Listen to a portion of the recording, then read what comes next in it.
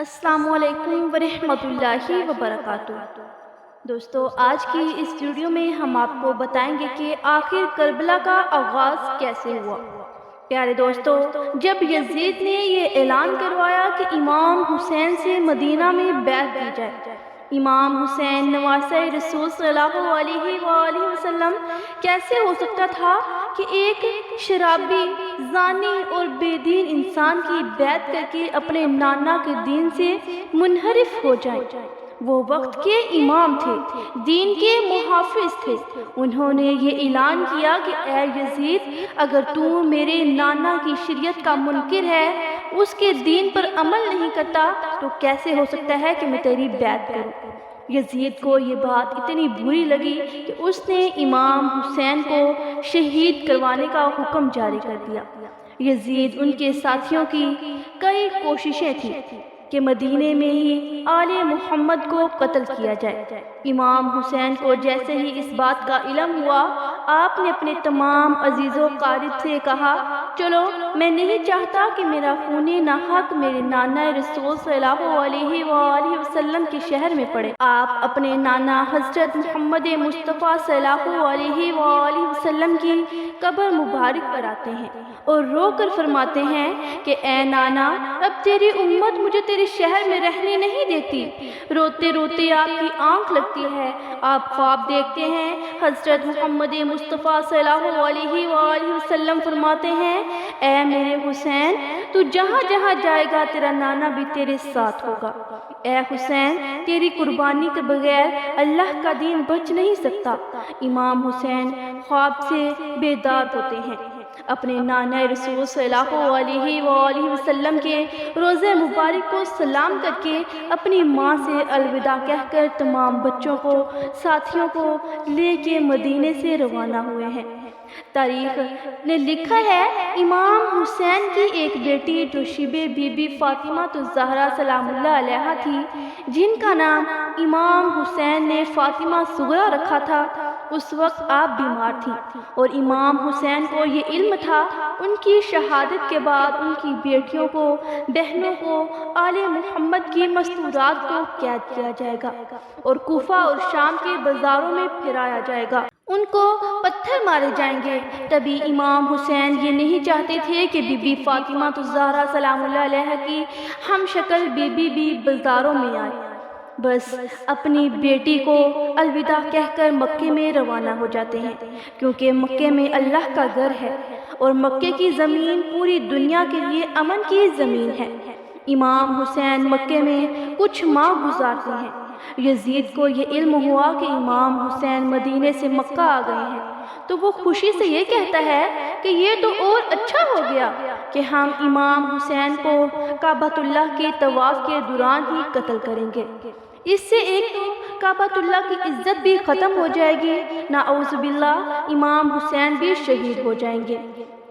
اور اتنے میں مولا حسین کے چاہنے والے جو کوفہ میں مقیم تھے، وہ بار بار خط لکھتے رہے کہ اے نواسہ رسول، اب کوفہ رہنے کے قابل نہیں رہا، یزید کے ساتھی سپاہی ہم پہ بار بار ظلم کرتے ہیں، آپ جلد کوفہ آ جائیں۔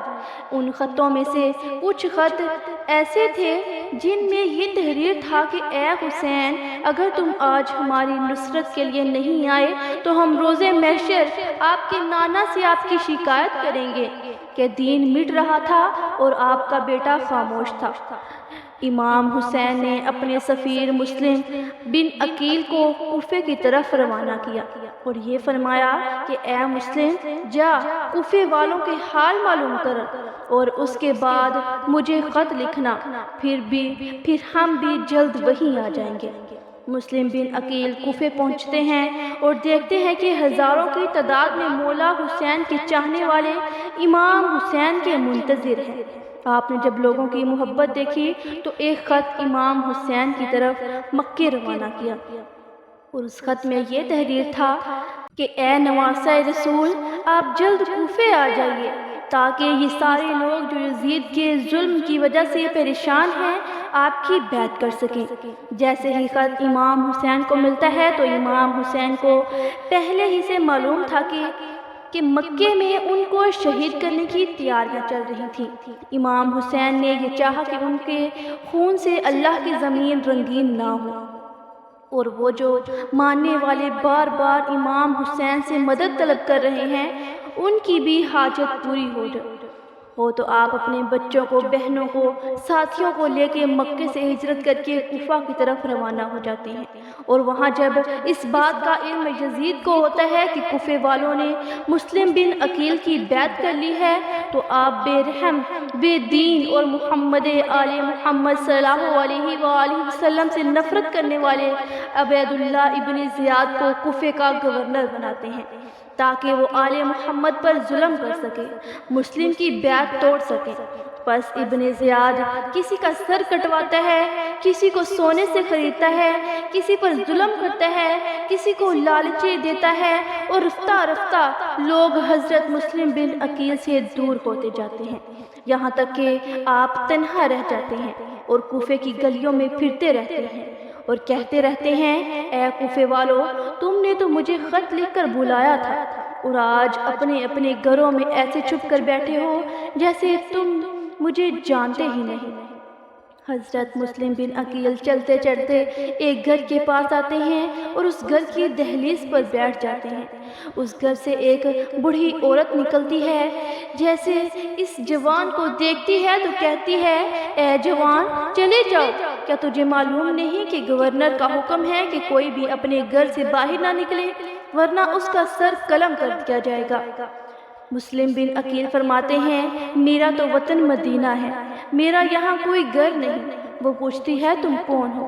حضرت مسلم بن فرماتے ہیں کہ میں امام حسین کا سفیر مسلم بن عقیل ہوں۔ وہ بوڑھی عورت فوراً انہیں اپنے گھر لے آتی ہے، کھانا کھلاتی ہے، پانی پلاتی ہے اور کہتی ہے کہ اے جوان، آج کی رات یہاں گزاریے، کل صبح کو دور چلے جانا۔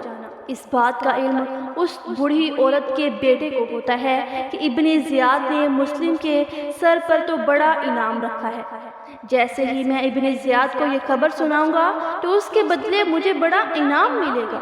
بس ابن زیاد کو مسلم بن عقیل کے بارے میں پتہ چلتا ہے اور ہزاروں سپاہی مسلم بن عقیل کو گرفتار کرنے اس گھر آ جاتے ہیں۔ حضرت مسلم بن عقیل شیر کی طرح تمام سپاہیوں کا مقابلہ کرتے ہیں۔ جب حضرت علی کے بھتیجے کا کوئی مقابلہ نہیں کر پاتا تو وہ گڑھا کھودتے ہیں اور مکر سے حضرت مسلم بن عقیل کو اس گڑھے میں گرا دیتے ہیں اور آپ کو گرفتار کر کے جیسے ہی ابن زیاد کے دربار میں لے کر آتے ہیں، ابن زیاد ہنس ہنس کر کہتا ہے، اے مسلم، دیکھ، آج ہم نے تمہیں گرفتار کر لیا، ان قریب ہم تیرے امام کو بھی شہید کر لیں گے۔ حضرت مسلم بن عقیل فرماتے ہیں، اے ظالم، ڈر، وہ اللہ کے دین کی حفاظت کر رہے ہیں اور تو شیطان کی پوجا کر رہا ہے۔ یہ مال دنیا کب تک تیرے کام آئے گا؟ ان قریب تو بھی مر جائے گا، یہ تیرا دبدبہ مرتبہ ختم ہو جائے گا، سب خاک میں مل جائے گا اور اس قبر میں سوائے تمہارے اعمال کے کچھ نہیں ہوگا۔ وہ ہمیں بے شک کہتے ہیں کہ ہم ان باتوں کو نہیں مانتے۔ پھر وہ کہتے ہیں، اے مسلم، اپنی کوئی خواہش ہو تو بتا۔ حضرت مسلم بن عقیل فرماتے ہیں، میری ایک ہی خواہش ہے کہ میرا پیغام میرے امام حسین تک پہنچایا جائے کہ وہ کوفہ نہ آئیں، کیونکہ کوفہ کے لوگ بے وفا ہیں۔ ابن زیاد اور اس کے دربار والے ہنستے ہیں اور مسلم بن عقیل کو دارالامارہ کی چھت سے گرا دیتے ہیں۔ جیسے ہی آپ شہید ہوتے ہیں تو آپ اپنے امام حسین کو آخری سلام کرتے ہیں اور فرماتے ہیں، اے میرے مولا حسین، اپنے غلام کا یہ آخری سلام قبول ہو۔